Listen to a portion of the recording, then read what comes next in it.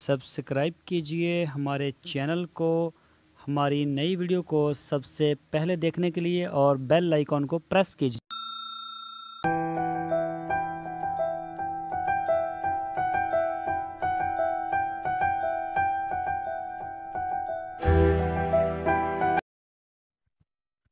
बिस्मिल्लाहिर्रहमानिर्रहीम। अस्सलामुअलैकुम मेरे दोस्तों, क्या हालचाल हैं। मैं उम्मीद करता हूं कि मेरे तमाम दोस्त खैरियत से होंगे। तो दोस्तों, आज हम बात करेंगे कि बादी क्या है। जानवरों को एक ये बीमारी होती है, इसको कई इलाकों में बादी कहा जाता है और पाकिस्तान में कई इलाकों में इसको वाबादी भी कहा जाता है। तो जब इसका पता चलता है, ख़ासकर ये दूध देने वाले जानवर का बहुत जल्दी पता चल जाता है। उसके दूध से जो आपको बहुत एक तेज़ सी बदबू आती है, और बच्चे या चाय बना के भी आप नहीं पी सकते। उस दूध का दही भी आप इस्तेमाल नहीं कर सकते, इतनी तेज़ उसमें से स्मेल आती है। तो आम जो लोग होते हैं, जो जिनको हम सयाने कहते हैं कि जी ये सयाना है, वो लोग ये कहते हैं कि ये कोई अहम बीमारी नहीं है। मेरे दोस्तों, ये एक बीमारी है। तो अगर 40 लीटर दूध आपके पास बिल्कुल सही और फ्रेश हो, बिल्कुल अच्छी भैंस का हो, गाय का हो, उसमें आप 2 किलो जो है वो जिसको वायबादी की बीमारी होती है उसका दूध डाल दें, सारे में से जो है वो स्मेल आना शुरू हो जाएगी। तो ये दरअसल ओजड़ी में एक तज़ाबियत होती है, जिसकी वजह से ये चीज़ होती है। तो जानवर पालना अब पुरानी वक्तों की जो बात थी कि हिकमत ये नहीं रहा, अब साइंस है। अब इन चीज़ों की समझ भी लोगों को आ गई है और इसको समझना ज़रूरी भी हो गया है। ओजरी जो होती है जानवर का, ये पावर हाउस होता है जो कि चारा और वंडा हजम करके दूध और गोश्त के अलावा जानवर को तवानाई मुहैया करता है।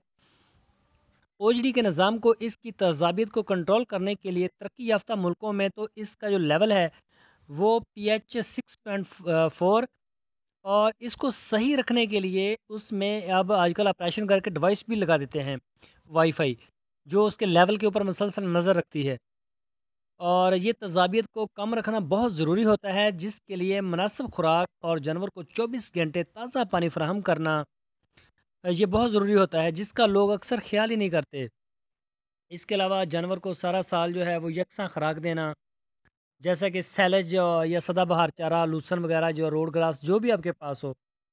और इसके अलावा जो इसकी खुराक होती है, इसमें सोडा बाइकारा 50 से 80 ग्राम। खुराक के अलावा खुरली में नमक वगैरह या इस तरह की चीज़ें रखी जाती हैं, विटामिन वगैरह, तजाबियत को सेट रखने के लिए, उसको एक लेवल के ऊपर रखने के लिए।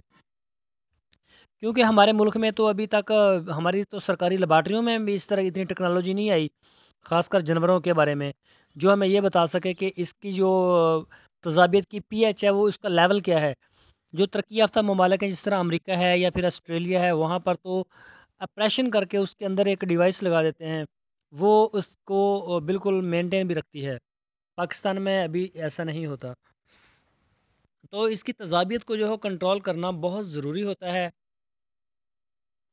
ओजरी का 70% ओजरी की जो खुराक है, ये अपनी रिप्रोडक्शन ऑफ माइक्रोबेस प्रोडक्शन के लिए इस्तेमाल करते हैं।